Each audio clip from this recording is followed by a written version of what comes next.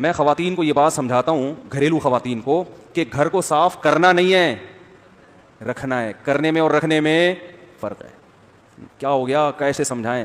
رکھنے کا مطلب گندا ہونے دینا ہی نہیں۔ اب پھوڑا عورتیں پتہ کیا کرتی ہیں؟ بچے کا پیمپر اٹھایا، ٹھیک ہے، شوہر کو غصہ آئے گا، یہ کیا ہے؟ اٹھا رہی ہوں نا، اٹھا رہی ہوں۔ ارے وہ نیچے پیشاب کا نشان لگ گیا فرش پہ تو دھو دوں گی نا، میں ہوں نا دھونے والی۔ یہ پھوڑ عورتوں کا کام ہوتا ہے۔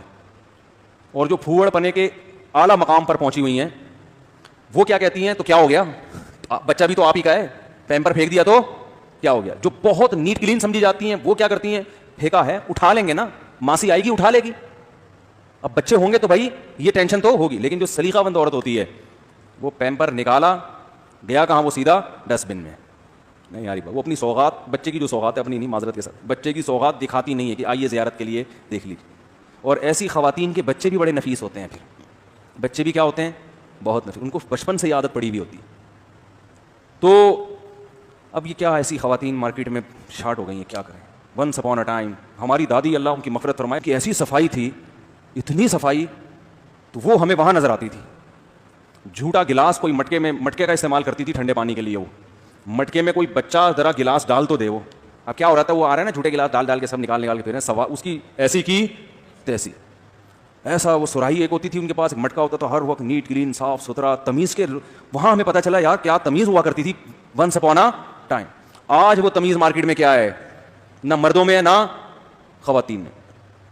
مردوں کا پتہ چل جائے گا وضو خانے سے، اتنے بڑے بڑے بلغم کے تھپیڑے نظر آتے ہیں مسجدوں میں، یہ خواتین تھوڑی پھینکتی ہیں، تو سارے کیا کر رہے ہوتے ہیں؟ اور یار تم نے اپنی گندگی ڈالی ہے تو بہاؤ تو کم بخت، یعنی اللہ معاف فرمائے میں نے آپ کو کم بخت کہہ دیا، تو جب آپ نے پھینکی ہے تو اس کو بہاؤ تو نا، وہ کیوں دکھا رہے ہو؟ کسی اور کو کیوں دکھا رہے ہو؟ اتنے بڑے بڑے تھپیڑے، پان کی پیکیں اور نسوار کے پھٹکیاں وہ پڑی ہوئی ہوتی ہیں۔ نبی صلی اللہ علیہ وسلم نے کیا ارشاد فرمایا؟ ایمان کا سب سے کمزور درجہ راستے سے تکلیف دہ چیز کو ہٹانا۔ قرآن میں آتا ہے نساء وہ یسألونک عن المحیض قل هو اذن فاعتزلوا النساء فی المحیض۔ صحابہ نے پوچھا حیض میں زوجہ کے قریب جا سکتے ہیں، ہم بستری کر سکتے ہیں؟ اللہ نے فرمایا نا نا نا، یہ گندگی ہے، تو زوجہ کے قریب حیض کی، یعنی زوجہ سے حیض کی حالت میں ہم بستری مت کرو۔ تو اب مجھے ایک بات بتاؤ، آپ صلی اللہ علیہ وسلم تو فرما رہے ہیں کہ راستے میں اگر گندگی پڑی ہوئی ہے یا کانٹا ہے یا گندگی، تو اگر وہ آپ نہیں اٹھا رہے تو آپ ایمان کے آخری درجے میں بھی نہیں ہو۔ یعنی ایمان کا جو بالکل بیس آخری درجہ تھا نا، کہ اتنا تو کم از کم سینس ہونی چاہیے، اس کا مطلب آپ میں اتنی بھی سینس نہیں ہے جو ایمان کا بالکل آخری درجہ ہے۔ تو اب آپ بتاؤ وہ آدمی کیسے مومن ہو سکتا ہے تو گندگی چیز نہ اٹھائے؟ وہ کیسے ہو سکتا ہے جو باقاعدہ پھینکے؟ کیا ہو گیا؟